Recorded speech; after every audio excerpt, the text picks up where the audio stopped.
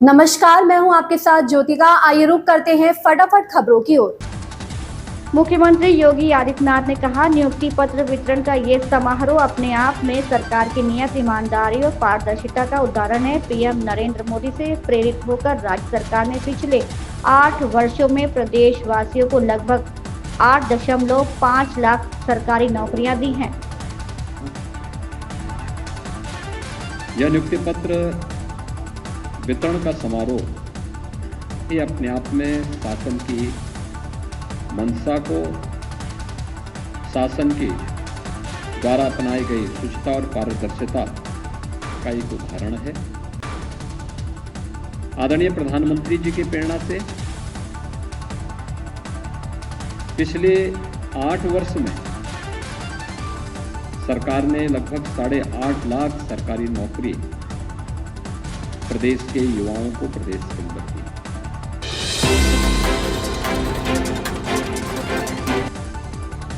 सपा अध्यक्ष अखिलेश यादव ने कहा कि समाजवादी पार्टी सामाजिक न्याय और समता मूलक समाज की स्थापना में विश्वास करती है। हम कमजोर से कमजोर व्यक्ति को भी सम्मान दिलाना चाहते हैं। समाजवादी पार्टी मेवाड़ के राजा राणा सांगा की वीरता और राष्ट्रभक्ति पर कोई सवाल नहीं कर रही है। भाजपा ने इतिहास के कुछ विषयों को सदैव राजनीतिक लाभ उठाने के लिए और देश को धार्मिक जातिगत आधार पर विभाजित करने के लिए इस्तेमाल किया है।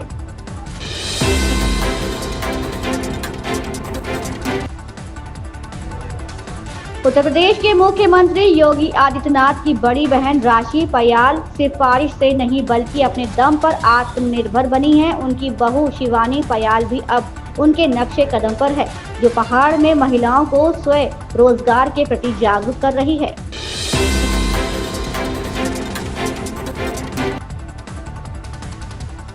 दिल्ली विधानसभा में विपक्ष की नेता आतिशी ने कहा, दिल्ली में कानून व्यवस्था बिगड़ती जा रही है। जब आप विधायकों ने विधानसभा में इस मुद्दे को उठाना चाहा तो स्पीकर विजेंद्र गुप्ता ने हमारे नोटिस खारिज कर दिए। उन्होंने कहा कि दिल्ली में कानून व्यवस्था की स्थिति पर विधानसभा में कोई चर्चा नहीं होगी। सीएजी रिपोर्ट पर चर्चा का स्वागत करते हैं। हम कह रहे हैं कि सभी सीएजी रिपोर्ट को सदन के पलट पर रखा जाना चाहिए।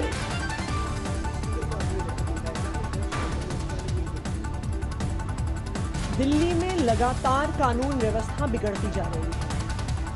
चाहे महिलाओं के साथ अपराध हो, बलात्कार हो, गैंग वॉर हो, गोलियां चलना हो, ड्रग्स बिकना हो, फिरौती की कॉल्स हो, आज दिल्ली में कानून व्यवस्था बद से बदतर हो रही है। जब आम आदमी पार्टी के विधायकों ने इस बिगड़ती हुई कानून व्यवस्था के मुद्दों को दिल्ली विधानसभा में चर्चा के लिए लगाया तो विधानसभा अध्यक्ष विजेंद्र गुप्ता जी ने उसको खारिज कर दिया। कह दिया कि दिल्ली विधानसभा में कानून व्यवस्था पर चर्चा ही नहीं होगी।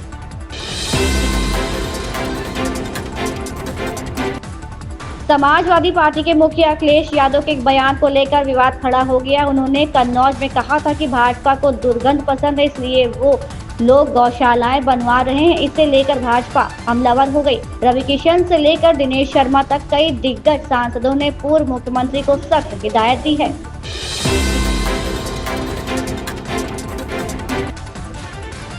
बॉलीवुड एक्टर सलमान खान को बीते कई महीनों से जान से मारने की धमकी दी जा रही है। बीते दिनों उनके घर पर फायरिंग भी हुई। इस पर उन्होंने खुलकर बात की है। सलमान खान ने कहा, लॉरेंस बिश्नोई गैंग की तरफ से जान से मारने की धमकी दी जा रही थी, इसलिए सुरक्षा बढ़ाई और आना जाना कम करना पड़ा।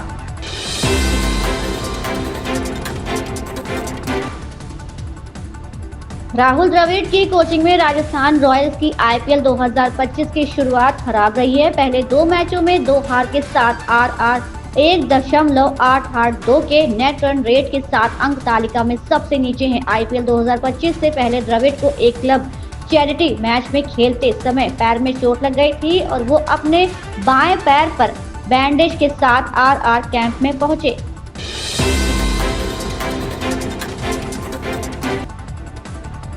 कर्नाटक भाजपा में कलह सतह पर आ गई है। दरअसल बगावत के आरोप में भाजपा ने अपनी पार्टी के विधायक भासन गौड़ा पाटिल यत्नाल को निष्कासित कर दिया है। अब निष्कासित विधायक ने सोशल मीडिया पर एक लंबा चौड़ा पोस्ट साझा किया है और उसमें पार्टी नेतृत्व पर गंभीर आरोप लगाए हैं। निष्कासित विधायक ने आरोप लगाया कि भाजपा एक समय कार्यकर्ताओं की पार्टी मानी जाती थी, लेकिन अब उसमें वंशवादी राजनीति हावी है।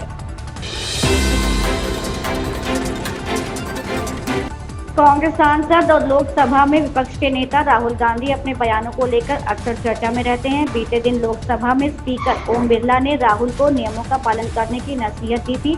इसके बाद उन्होंने सदन से बाहर आकर कहा था कि मैंने तो कुछ भी नहीं किया, मैं चुपचाप बैठा हुआ था, मुझे तो बोलने की अनुमति ही नहीं दी जाती। इसको लेकर भाजपा सांसदों ने राहुल को कई हिदायतें दी थी। अब विपक्षी गठबंधन इंडिया में कांग्रेस की साथी पार्टी माकपा ने सांसद को अहम सलाह दी है।